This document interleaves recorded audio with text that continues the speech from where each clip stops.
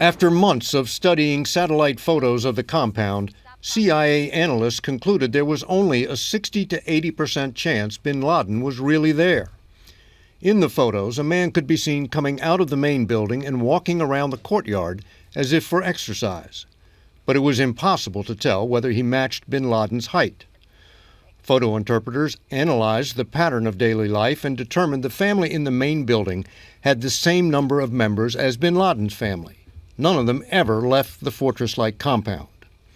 It was hardly a smoking gun, which explains these words by President Obama's counterterrorism advisor. The president had to evaluate the strength of that information and then made what I believe was one of the most gutsiest calls of any president in recent memory. And explains the tension on the faces of the president and his top advisors as they followed the mission from the White House Situation Room. They were listening to real-time reports relayed by CIA Director Leon Panetta from Vice Admiral William McRaven in Afghanistan. This was McRaven's operation. He called the audibles when things started going wrong. 4 helicopters, 2 Black Hawks and 2 Chinooks took off from Jalalabad in Afghanistan, 160 miles from the compound. The Black Hawks carried 25 SEALs. The Chinooks had a backup force and extra fuel for mid-air refueling. The SEALs planned a fast rope onto the roof of the main building right over bin Laden's head, while the second helo dropped its SEALs onto the courtyard.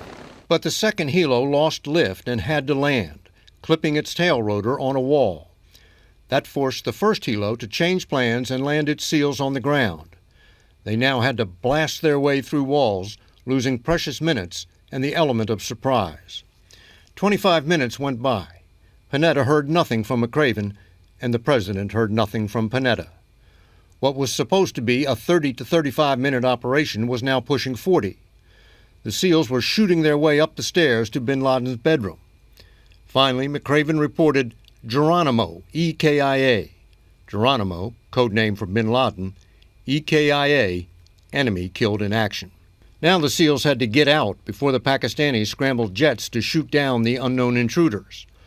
Only 1 Black Hawk could fly, so McRaven sent in a Chinook to help pick up the SEALs who were hauling bin Laden's body and a treasure trove of captured computers, CDs, and paper files. The helos headed straight for an aircraft carrier where bin Laden was to be buried at sea. Only then did the tension in the Situation Room begin to break. When a SEAL burst into that third-floor bedroom, bin Laden's wife rushed at him, so he shot her in the leg. That left him standing right in front of bin Laden. Bin Laden was unarmed, but the SEAL thought he was a threat, so he shot him twice. Katie? And David, doesn't that support the notion that this was in fact a kill mission? Well, the SEALs certainly weren't there to give bin Laden the benefit of the doubt, but only that SEAL knows why he pulled the trigger. All right, David Martin at the Pentagon tonight. David, thank you.